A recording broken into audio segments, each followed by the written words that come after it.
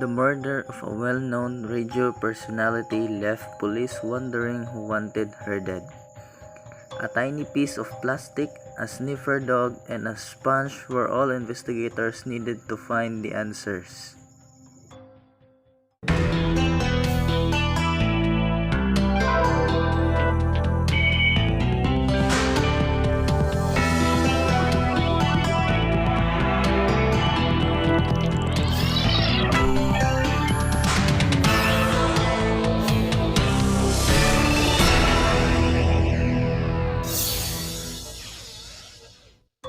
Radio personalities have many fans but aren't usually the target of stalkers since there's a certain anonymity that comes with a medium.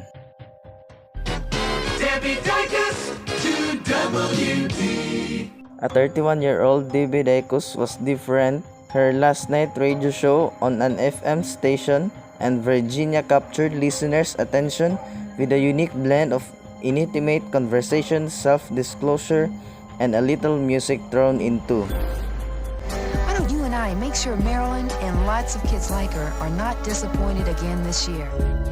She would tell the audience, I'm kind of feeling this way today, be it happy or sad or upset, or maybe she was elated that, something good had happened in her life. So she'd say, why don't you call in and tell me what's going on with your life, or how do you feel about this, or whatever. She sounded like the girl next door. I think that was one of the things that made her so popular, was that she seemed to be very accessible. But the story of Debbie Dacus took a tragic turn when police received this telephone call from a hunter. I found a dead body. You know where that city field is that they have for a garden? It was a female. She was white. When police arrived, they found Debbie's body in a ditch near the community garden where she grew vegetables. My initial viewing of the body seemed to indicate to me a possible sexually motivated crime. Her clothing was in disarray, and the positioning of her body just seemed to lend itself to that possible motive. Robbery didn't appear to be the motive since her purse was in her car about 30 feet away. Clearly there was an attack at the back of the car. Her hair barrettes had fallen out. Her cigarettes had fallen out on the ground. There was obviously signs of a struggle. There was blood on the car. Near Debbie's car, police found their first piece of evidence. We noticed a very black piece of plastic at the time. We wasn't sure what it was, sitting on top of the track, which meant it had to be there after the car drove in. As police investigated the scene, Debbie's live-in boyfriend Bill Campbell showed up before police even called him. As I pulled in, the police officer sitting in his car immediately got out to stop me, and he says, "You can't go back there." I said, "My girlfriend's got a city garden plot back there. She's gardening." He goes, "Yeah, but you can't go back there. There's been a crime." Of course, then I knew something was wrong. Campbell was a disc jockey at the same radio station. He said he was worried when Debbie didn't arrive home at her usual time. At some point, he told me that she was dead and didn't give me any other further details. One of Debbie's co-workers thought professional jealousy might have been a motive. I will admit I did have the list of usual suspects, of people that used to work at the station and no longer work there, that maybe didn't get along with her because they thought she was too mild and they didn't like her style of broadcasting.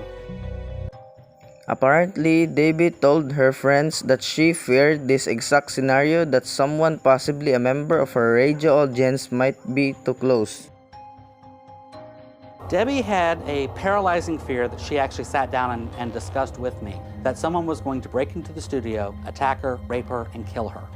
Maybe she had a premonition that something like this would happen, or maybe she was just overly cautious. Because she was a celebrity, could it be somebody who followed her there and waited? A fan, a deranged fan, a play Misty for me kind of situation. This meant a huge pool of potential suspects in the Norfolk, Williamsburg, and Virginia Beach communities. Police knew it would be a difficult investigation.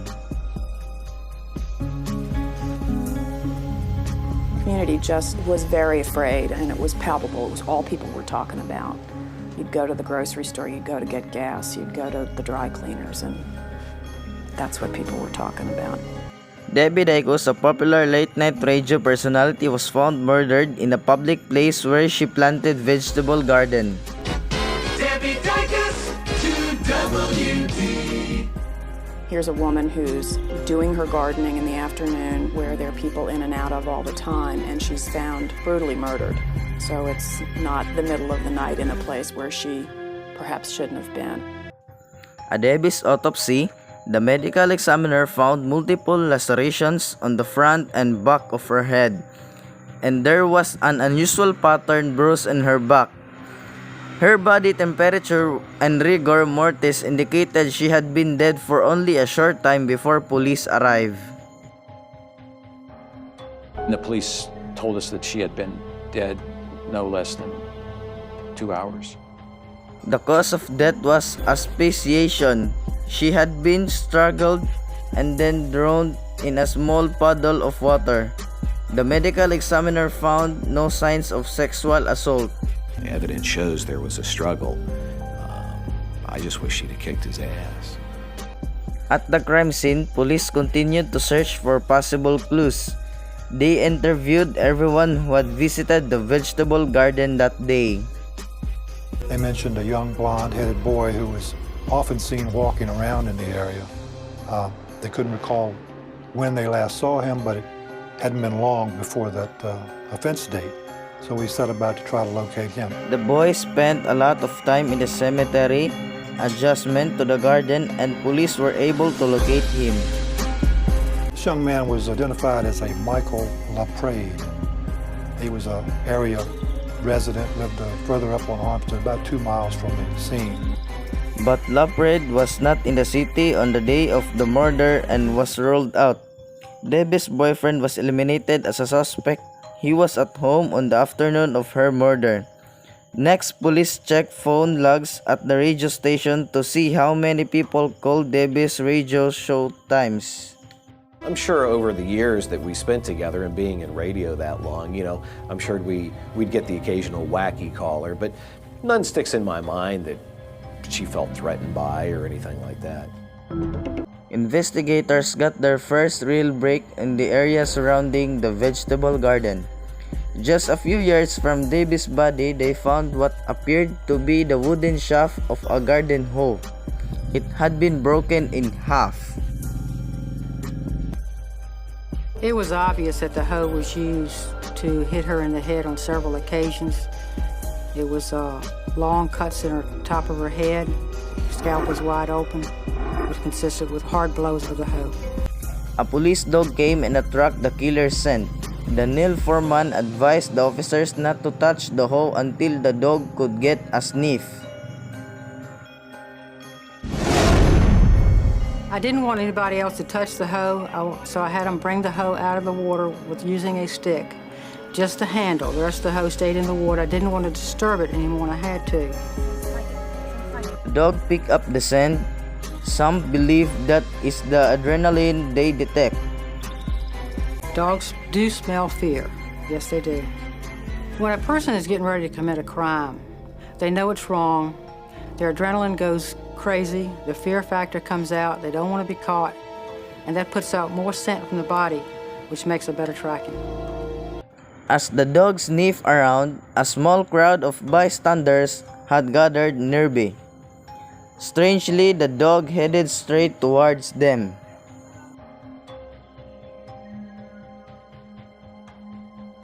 He went past her car and then headed for the crowd. I advised the crowd to stand perfectly still, that he would not bite anybody, just don't move.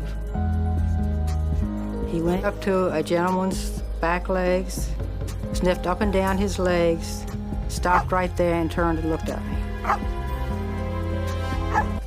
Why had the dog identified a man standing in the crowd?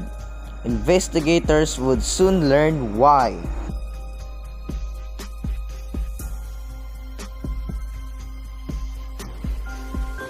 When I think about her, it's always in a good way, a positive way.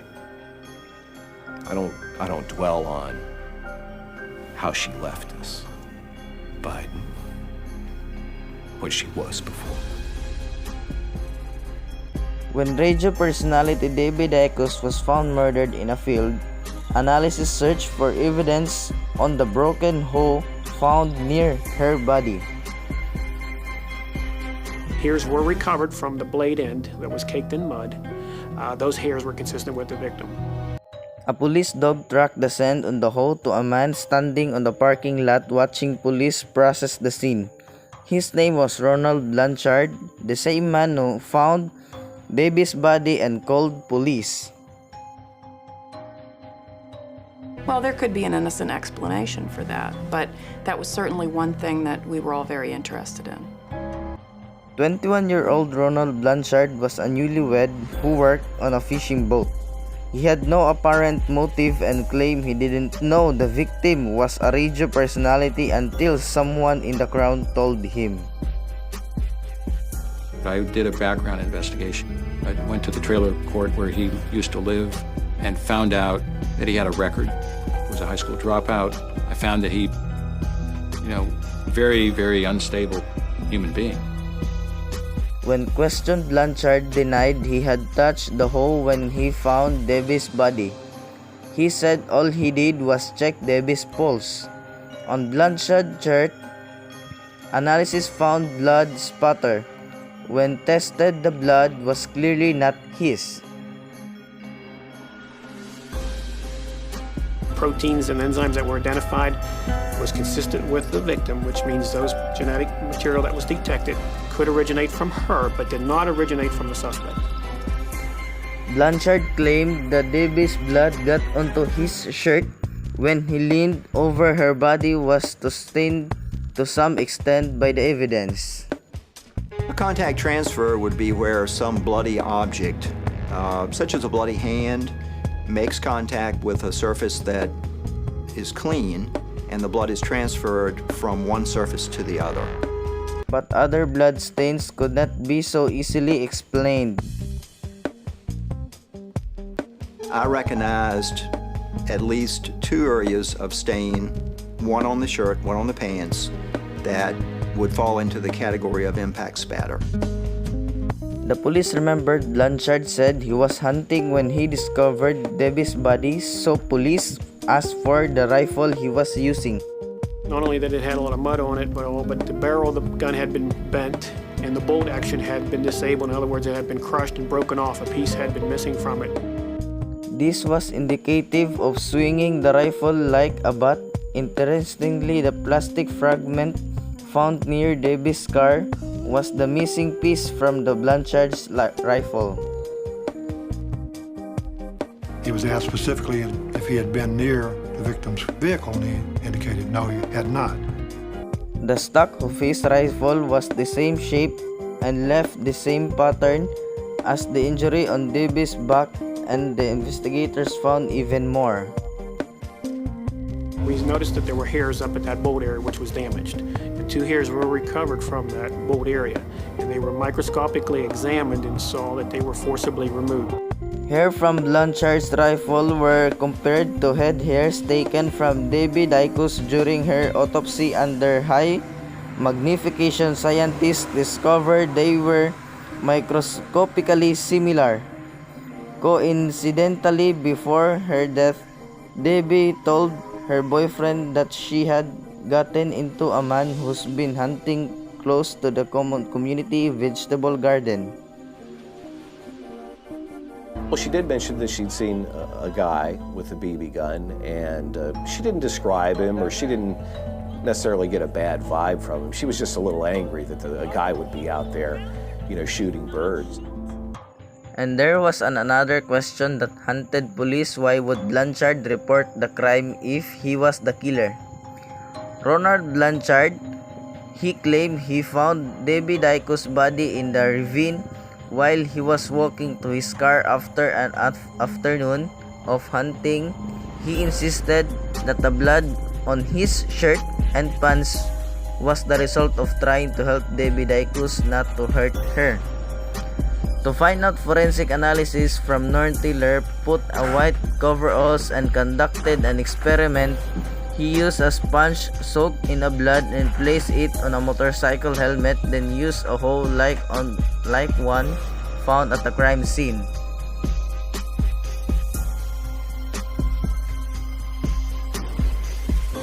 I delivered some pretty substantial blows with that hoe, and immediately we began to produce the same types of stains that were on the suspect's t-shirt. And the harder he hits it, the further it goes and the tinier it is. So it's sort of something that people, I think, inherently will understand the physics of, but you haven't ever really thought about it in that context before. Experts say the only way Blanchard would have this kind of blood spatter on his shirt was if he was present during his attack. They were on the upper portion of the shirt, across the chest, on both sleeves, and actually some stains were actually on the back of the shirt, on the upper portion of the back of the shirt. Blood on the back of someone's shirts means the person was swinging an object covered in blood. There's no other way to explain this. He can talk about transfer all day long. He can talk about trying to feel her pulse and falling down into the ditch, but that will never explain how the spatter got onto his clothes. There's no way he could have gotten blood on his shirt in that way. And they, to me as an observer, they proved it beyond a shadow of a doubt to me. The evidence on Blanchard's jeans was also consistent with the struggle. The knee areas of the jeans had grassy stains, like somebody would have knelt down into an area with their knees, and it had grass stains on those as well. Ronald Blanchard was arrested and charged with attempt rape and abduction and murder. Prosecutors believe Blanchard saw Debbie at the community garden. They may have spoken or met before. The evidence shows that Blanchard hit Debbie with the butt of his rifle.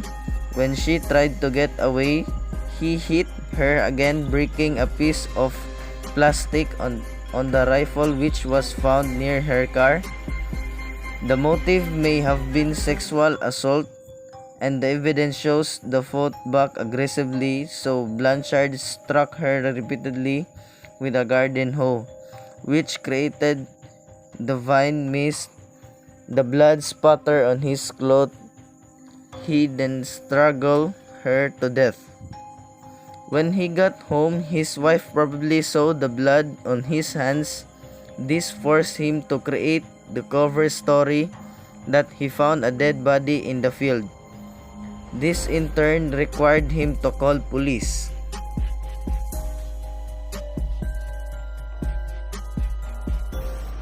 He had to continue the charade and go along with his story through the end. He went to the scene to speak with police, and the dog made the identification. This was the first case that I had really used a dog track to come up with a critical, incriminating piece of evidence. So learning about the science of dog handling and tracking was really fascinating. Police say their sniffer dog Roddy was used in hundreds of other cases and had an incredible record of success.